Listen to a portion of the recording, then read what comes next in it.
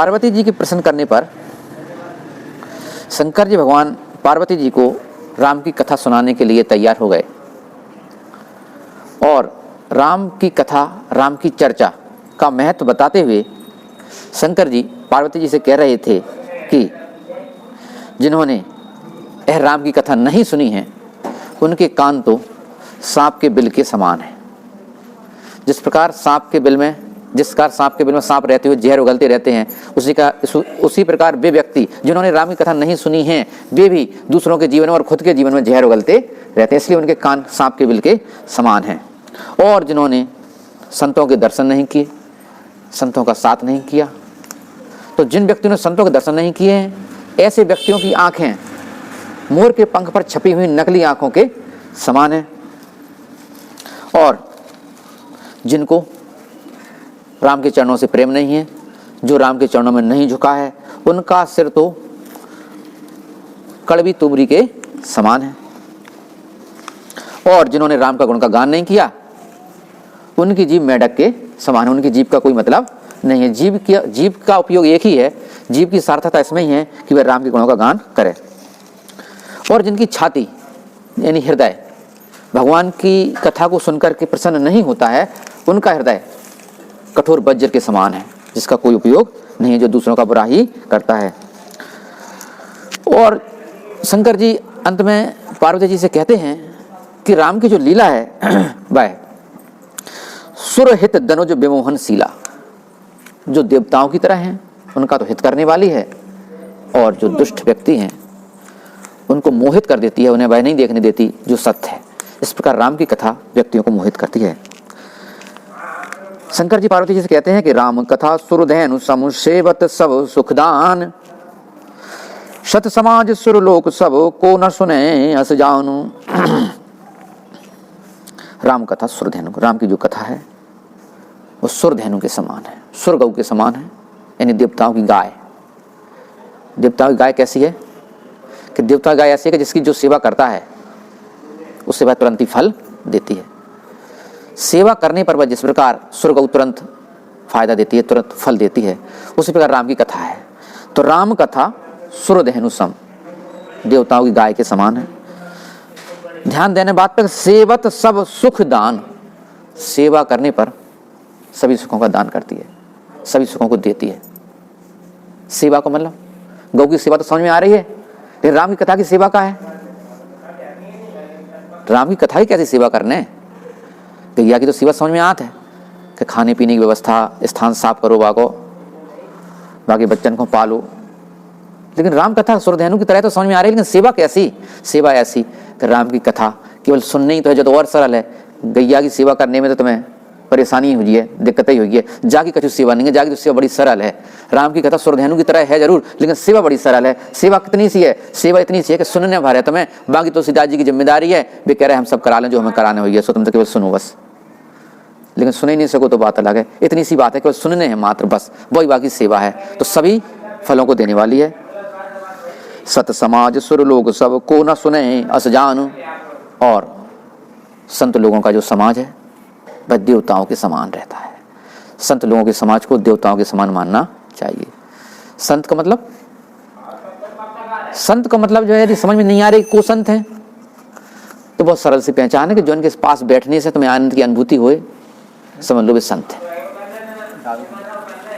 तो सत समाज सुर लोक सब को न सुने अस जानु, ऐसी राम को कथा को जानकर के, राम की कथा में जो संतों का समाज है वह देवताओं के समान है, ऐसी राम की कथा को जान करके को ना सुने अस जान, ऐसा जान के ऐसा कौन मूर्ख होगा जो नहीं सुनेगा। अर्थात राम की कथा निश्चित ही सभी सुनेंगे। रुक दो। राम कथा सुंदर करतारी, संशय विहग उड़ावनुहारी। अब और राम की कथा की विशेषताएं बताते हुए, एक विशेषता से यदि बात समझ में ना आए, एक उदाहरण से यदि बात समझ में ना आए, तो कई उदाहरण से समझाना पड़ा था।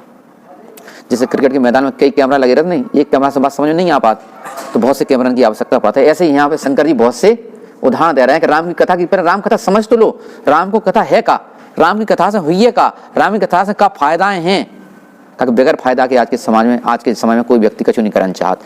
कछु भी बात की करो तो जो कह पे बताओ फायदा का हुई है, फायदा गिनाने पर कि नहीं, बाकी भाषा में तो बोलने पड़े। तो पहले तुलसीदास जी, पहले जो है शंकर जी फायदाएं गिना रहे कि राम की कथा करत का है। तो बेकार राम की कथा का कर है कि संशय रूपी पक्षियों को उसी प्रकार उड़ा देती है जिस प्रकार की ताली पक्षियों को भगा देती है। यानी ताली बजाए से पक्षी भग जाते जैसे तुरंत ही, ऐसी जो राम की कथा ऐसी ताली के समान के जाए तुम बजाओ यानी सुनो, तो मन में जितने भी संशय हैं वे भग जाए। संशय के चक्कर में तो व्यक्ति दुखी है। व्यक्ति के दुख के कारण केवल संशय है। यदि संशय ना हो तो वो सुखी हो जाए। केवल संशय से दुखी है वो, केवल का करें का नहीं करें। संशय माने यदि संशय को आदि लाइन में कही जाए तो का करें का नहीं करें, कुछ समझ में नहीं आता भाई। तो हम तो मन से बहुत परेशान हैं। को सास से परेशान, को बहू से परेशान, को मन से परेशान, को पिता से परेशान। का करें बोले, ना तो कुछ भगात के ना राखत के। संशय तो जितने भी संशय माने जो समझ में नहीं आ रही क्या करने चाहिए जाको नाम संशय है। और यहाँ पार्वती जी के मन में जो संशय है वो अलग बात है, वो बड़ी बात है, गहरी बात है। हम साधारण संशय की बात कर रहे हैं, जब बड़े बड़े संशय की बात हो रही है, लेकिन यहाँ तो खैर, और जब बड़े बड़े संशय चले ना, छोटे मोटे संशय की तो कुछ बात ही नहीं है। फिर जी तो छोटे मोटे संशय की बात गिनाई हमने, यहाँ बड़े संशय की बात हो रही है जो पार्वती जी को संशय है। पार्वती ने का संशय व्यक्त करो तो कि जो बेई राम है का, जो परब्रह्म है, या फिर जी दशरथ के पुत्र राम हैं और दो ही एक ही हैं कि दो ही अलग अलग हैं, जो उनको संशय है। तो सुबह कह रहे हैं यहाँ शंकर जी पार्वती जी से कि जो है सभी प्रकार के संशयों को उसी प्रकार उड़ा देती है जिस प्रकार ताली पक्षियों को उड़ा देती है। तो राम कथा सुंदर कर तारी, संशय बेअंग उड़ावन हारी। राम कथा कलि बिटप कुठारी, और सादर सुन गिरिराज कुमारी।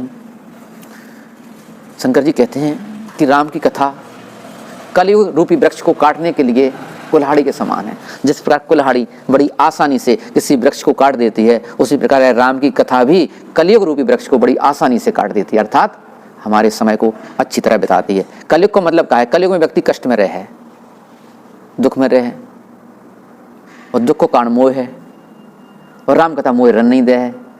और राम कथा मोह नहीं रन दे तो तुम दुख में रहे हो कैसे? तो कलयुग रूपी वृक्ष को काटने के लिए यानी सुख से जीवन व्यतीत करने के लिए यह राम की जो कथा है वह उसी प्रकार काम करती है जिस प्रकार वृक्ष को काटने के लिए कुल्हाड़ी काम करती है। कुल्हाड़ी जिस पर वृक्ष को नहीं रहने देती, उसी प्रकार राम की कथा भी यह कलयुग रूपी वृक्ष को नहीं रहने देगी, यानी व्यक्ति को सुखी कर देगी। तो राम कथा कलि बिटप कुठारी, और सादर सुन गिरिराज कुमारी। हे गिरिराज की पुत्री पार्वती जी, शंकर जी कहते हैं हे गिरिराज की पुत्री पार्वती जी, इसलिए तुम इस कथा को बड़े ध्यान से सुनना। और जब शंकर जी पार्वती जी से कह रहे हैं कि सादर सुन, आदर के साथ ध्यान से सुनना, तो फिर अन्य व्यक्ति इनकी तो विशेषता क्या है? सुनी लोग उन्हें तो जरूरी ध्यान से सुनना ही चाहिए। जब पार्वती जी से कहना पड़ रही जब बात के ध्यान से सुनियो, आदर के साथ सुनियो, तो आम व्यक्ति को प्रकृति ध्यान लगाने जो खुद सोच लो। राम नाम गुण चरित सुहाए, जन्म कर्म अगणित श्रुति गाये। जथा अनंत राम भगवाना, तथा कथा कीरते गुण नाना।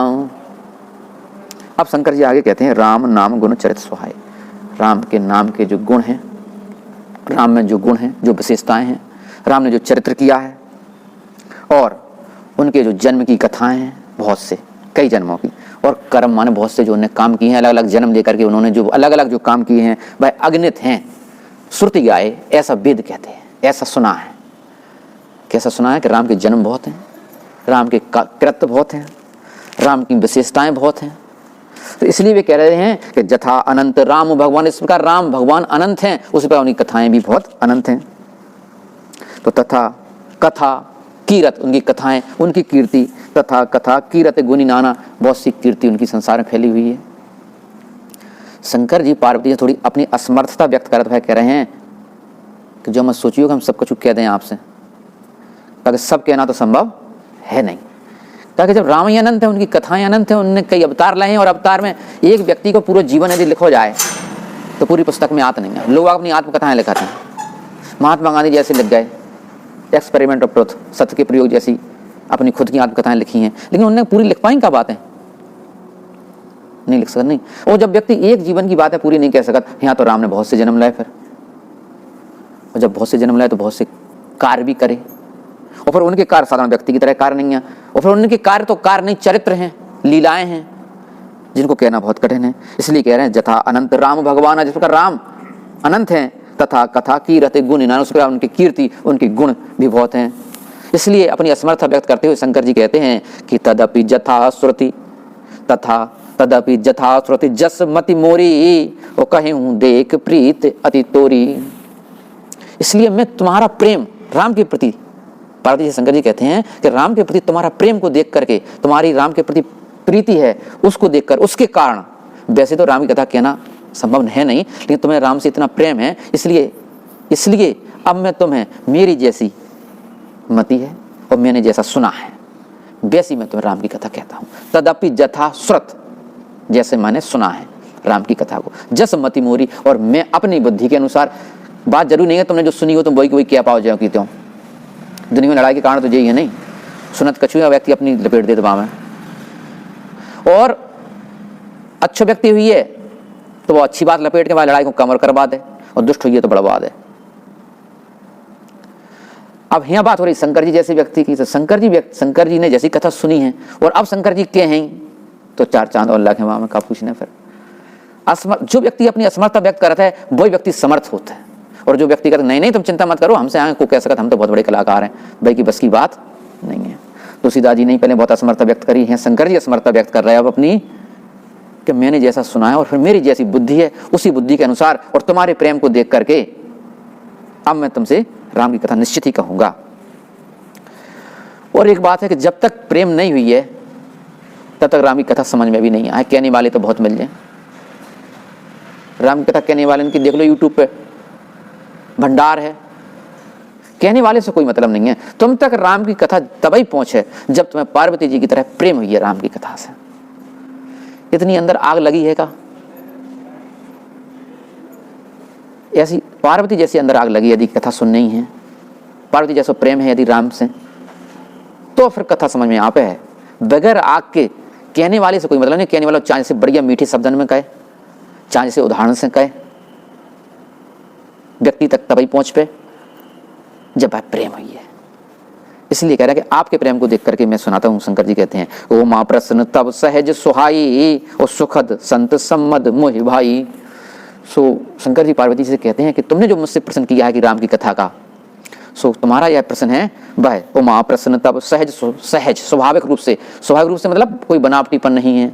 तुमने अंदर से बात कही है, तुम्हारे मन में जो आया तुमने वही कह दिया। व्यक्ति को ऐसा ही सहज होना चाहिए, प्रश्न करते समय व्यक्ति को ऐसा ही सहज होना चाहिए जैसे कि तुम हो इस समय पर, और तभी व्यक्ति को सही उत्तर मिल पाता है। अधिकतर देखो ये कि तुमने प्रश्न करने वाले पहले बदमाशी देते, पहले होशियारी बता रहे हैं, पतो पहले से है ही, और पूछ रहे सामने वाले वो पतो गलत है ही, और फिर भी समझ रहा है कि हमें सही पता, और सामने वाले के ज्ञान की जांच के लाने प्रश्न कर रहा हो। कह भी रहे हम तो देख रहे हैं तुम्हें कहते गात जैसे सहजता नहीं के हैं। सहजता को मतलब जो है कि जैसे तुम हो, जो तुम हो, जितने तुम हो उतने सामने वाले के सामने अपना हृदय खोल दो। तो पार्वती ने अपना हृदय खोल दो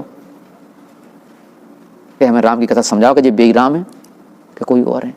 तो जो प्रश्न बहुत अच्छा लगा उन्हें, कौन है? शंकर जी का कह रहा है कि वो मां प्रसन्न तब सहज सुहाई, सुखद, सभी को सुख देने वाला है, संत सम्मत, संतों की सम्मति के हिसाब से है, क्यों सभी संत यही सुनना चाहते हैं, राम के चरित्र को सुनना चाहते हैं। और मोहि भाई, और मुझे भी बहुत अच्छा लगा है, इसलिए मैं तुम्हें निश्चित ही राम की कथा सुनाऊंगा। लेकिन शंकर जी कहते हैं कि एक बात नहीं मोहे सुहानी, यद्यपि मोहे बस कहो भवानी। तुम जो कहा राम को आना, जय श्रुति गाव धरहि मुनि ध्यान। तुम्हारी सब बात अच्छी है, देखो बई बात को अच्छी कही, बई बात को थोड़ी गलत भी कह रहा है बे, कि सब बातें आपकी अच्छी हैं, आपने जो हमसे विनती की है राम कथा सुनाने के लिए सब ठीक है, बस एक बात नहीं जमी आपकी कि आप जो कह रही हो कि ये बेराम है, बेपर ब्रह्म राम, या कोई और दशरथ के पुत्र हैं जी, जो बात तुम्हें ठीक नहीं, हमें ठीक नहीं जमी। शंकर जी कह रहे हैं, फिर भी शंकर जी गुस्सा नहीं हुआ है। देखो कहूं बात ठीक नहीं होत, फिर भी ठीक होत, ठीक नहीं होत बात, इसलिए तो प्रश्न बनत, बात ठीक नहीं है इसलिए प्रश्न है, और प्रश्न है तो बात उत्तर भोतन को मिले तो अच्छी भी है, बुराई नहीं है। जहां शंकर जी गुस्सा नहीं हो रहे हैं। और एक बात और समझने चाहिए, कोई 10 बातें अच्छी का है और एक आध बात गलत भी नहीं कर जाए यदि, तो बन नहीं बैठने चाहिए कि अरे बड़े मूर्ख हो यार, तुम्हें बिल्कुल ही बुद्धि नहीं है, अरे बाकी 9 बातों पर ध्यान नहीं दो, तुमने कितनी टॉप बातें हैं 9। तो शंकर जी को ऐसी गुस्सा नहीं आई जा पे। और सती के समय पे गुस्सा आ गई थी वही बात पे, बस समय तो आ गई थी, काय के बात समय पे सहज नहीं हती वे। अब एक बात आई थी, हमने सहज पे जोड़ दो, ध्यान दो कि नहीं सहज शब्द पे, जहाँ समय पे सहज है, स्वाभाविक है, अपना जो हृदय है वो खोल दो, सती जी ने अपना हृदय नहीं खोलो तो पूरो छुपा रही थी बात। परीक्षा लेके आई तो छुपा रही कि हमने कोई परीक्षा नहीं ली, कीन प्रणाम आपकी नाई, बोले जैसे आप प्रणाम करा ऐसे हमने प्रणाम करी, उन्हें और कछु बात नहीं करी। तो कहाँ थी सहज, स्वाभाविक होना चाहिए। राम की कथा समझने के लिए हृदय खोलना जरूरी है। अब इसलिए शंकर जी उन पर प्रसन्न और कहते हैं एक बात नहीं मोह सुहानी, मुझे बस आपकी एक ही बात अच्छी नहीं लगी कि यद्यपि मोह बस कहो, और तुमने मोह के बस में कही है। मोह का है शंकर, यहाँ पार्वती जी का जो मोह है कि जी पता नहीं कि बेई राम है, और यदि बेई राम है परब्रह्म राम तो सीता जी के खोने पर रुकाए रहे थे। फिर जी बहुत ध्यान आ रहे उन्हें सती के समय, यदि परब्रह्म ही है और जब एक पैसा थोड़ा सा काऊ के पास पैसा हो और बाकी एक पत्नी खो जाए तो वक़्त कछु दिक्कत नहीं, इतना पैसा हमारे पास तो इतनी दौलत है, इतनी संपत्ति, इतना नाम है कि कई शादियां हो जाए हमारी तो। और जी तो फिर परब्रह्म है तो पूरी दुनिया की संपत्ति जी का रो रहा है, साधारण व्यक्ति की बात है। तो परब्रह्म हो तो वह भी इनका रोना उचित नहीं है, इसलिए हमें लग रहा है कि जी कैसे परब्रह्म, तो जो उनकी शंका है। तो वे जो कह रहे हैं यहाँ शंकर जी कि जो तुमने मोह बस का ही बात केवल मोह बस, मोह का है, मोह का मतलब होता है कि जो सत्य हो वो दिखाई न दे पाए, और जौन सी घटना जौन सी क्रिया हमें सत्य दिखाई नहीं देते, जौन सी क्रिया के वजह से जो हमें सत्य नहीं दिखाई देते, बाको नाम है मोह। मोह माने जो है वो न दिखाई दे और जो न होए वो दिखाई दे जाए, बाको नाम मोह है। यहाँ परब्रह्म राम है लेकिन दिखाई नहीं दे रहे थे उन्हें, पार्वती जी को, सती को दिखाई नहीं। यहाँ पार्वती जी को ये समझ में नहीं आ रही, काय कारण, मोह के कारण। तो वो मोह हटावे, पार्वती जी को मोह हटे तो अपन तपन को तो हटाई जाए, इसलिए ध्यान से समझने की बात है सब बातें। उनको मोह हट जाए, मोह हटने का मतलब जो ही नहीं है कि राम ही दिखाई देने लगे, पूरी दुनिया स्पष्ट दिखाई देने लगे, जैसी दुनिया है वैसी।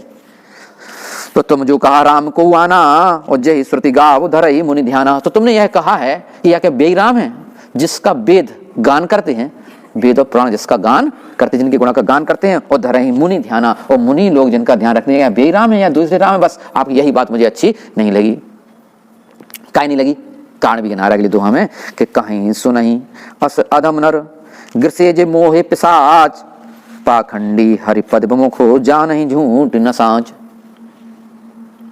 कहीं सुनही अस अधम नर, क्योंकि ऐसा जैसा आपने कहा है ऐसी बात राम को न पहचानने की जो बात है, तो वे जो मोह से ग्रस्त हैं, पाखंडी हैं, कुछ कहते हैं कुछ करते हैं। गिरसे जो मोह पिशाच, मोह रूपी पिशाच ने जो ग्रसित कर लिया है, मोह रूपी पिशाच में जो बंध गए हैं, वही मोह का मतलब जो सही ना देखने दे। जैसे कि मान लो पूरी दुनिया तुम्हें लाल चश्मा लगाओ तो लाल लाल दिखाई दे रही है, तुम कह रहे हमें समझ में नहीं आ रही कहाँ है, मोह है। पाखंडी जो पाखंड दर्शाने वाले हैं, हरिपद विमुख, और इनको सबको कारण कहा है कि भगवान के चरणों से दूर होते हैं। हरिपद विमुख, जाने झूठ न साँच, ना तो यह सत्य समझते हैं ना यह झूठ समझते हैं, सत्य और झूठ उन्हें कोई पता नहीं होता है। ऐसे व्यक्ति ही राम से विमुख होते हैं। बोलो रामचंद्र भगवान की जय, बोलो हनुमान जी महाराज की जय।